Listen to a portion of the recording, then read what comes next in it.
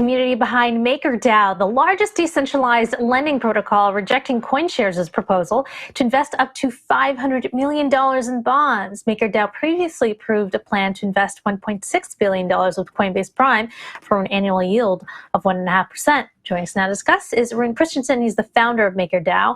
Rune, great to have you on the show. So first of all, what was your position in this proposal, and why did the community reject that $500 million investment in bonds? Yeah, it's interesting to look at a proposal list and really it helps illustrate really the fundamental challenge with DAOs and DeFi governance, which is that the number one thing to consider is always complexity, and sort of the scarcest resource is attention and kind of the specialized knowledge necessary to make decisions, because that's the whole thing with the DAO, right? It's not run by a CEO or a board of directors. It's more kind of average people or anonymous, shadowy supercoders or whatever it is that are active in the community. And so my point is that I'm actually not even very familiar with the CoinShares deal, because there are just so many proposals coming through to Maker. And ultimately, I think that's sort of the answer here, is that this is as I understand it, this proposal was a completely new form of real asset that we hadn't seen before, right? It was trying to do a sort of a first of a kind financial tokenization innovation. And yeah, I mean, in my experience, whenever people are trying to do that, it takes a very long time to get to the point where the voters and the community gets comfortable with it. Okay, so I guess the follow-up to that would be, banks are offering 4% yield. So how is MakerDAO, other decentralized finance protocols, competing with that? And I also see another proposal, MakerDAO is voting on hiking DAI stablecoin rewards. Yeah, so actually, Maker is one of the few projects in crypto, I guess, that loves a good bear market, because we like to build and we like to take things slow. And after sort of the rush of the bull, we finally, I think, started to find our stride, and especially finally got to the point where we can really begin to deploy into real assets. So I think there's so first of all, there's this whole story of the 4% yields on short-term treasuries, for instance, right? That means there's now a really good opportunity to generate sort of easy yield if you have cash, which Maker is lucky enough to have. And the point we've gotten to with real assets is we have some very, I would say, relatively simple, scalable structures that are well understood by many different sort of groups and parties in the core governance community of Maker.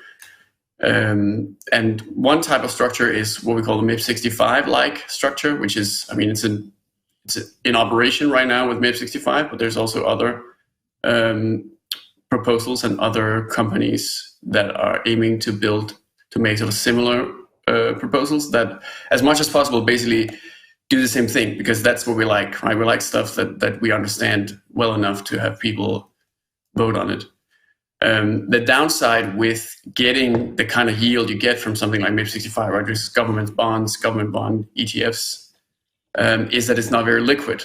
So you have to think about ALM, asset liability management, right? As we kind of just saw in crypto, right? It's very important to be able to, give people their money when they want their money. And this is kind of actually just, I guess, what banking is all about. And we're sort of slowly learning all the lessons that the traditional financial system went through hundreds of years, right? The other interesting real asset that's being deployed right now is, or that we're sort of getting yield from right now, is GUSD, right? So that's an example of a very liquid real asset collateral that Maker is using that's getting a much smaller yield. So that's only 1.25%. But we also consider that simple and scalable because it's a centralized stablecoin that we're familiar with. And the great thing about it is that we're getting the yield on this, and we would always, that GUSD is ready to basically exchange for DAI at any time, and in that sense, not putting any risk at the DAI peg in the short term. So I think this in total, we've got more than $1 billion of yield generating real assets right now. And I think, we're racing towards getting a yield on all of it, right? There's no reason to have idle capital sitting around when rates are so high. Exactly to the point about, what are we going to do to prevent the outflows of capital out of crypto and into the traditional finance when the rates are much better there? And basically, that's why we are activating the DAI savings rate in Maker, right? We need to, it's time to basically generate yields through real assets and other opportunities, and even, of course, the traditional on-chain model of collateralized vaults, and then pass that on to the users in order to keep growing the ecosystem and compete and deliver a good product. Rune, real quick, because we're running out of time, but I just want to get your take on just what's going on. What do you think is going to be the most practical impact of the whole FTX implosion for DeFi and for crypto? What do you think is actually going to change after this? I think definitely a lot less interest and kind of brand damage has occurred, right? I think it's going to be very quiet. But like I said, that's kind of what we like in Maker, actually, that there's some time to think and be patient and just build without too much hype, too much rush.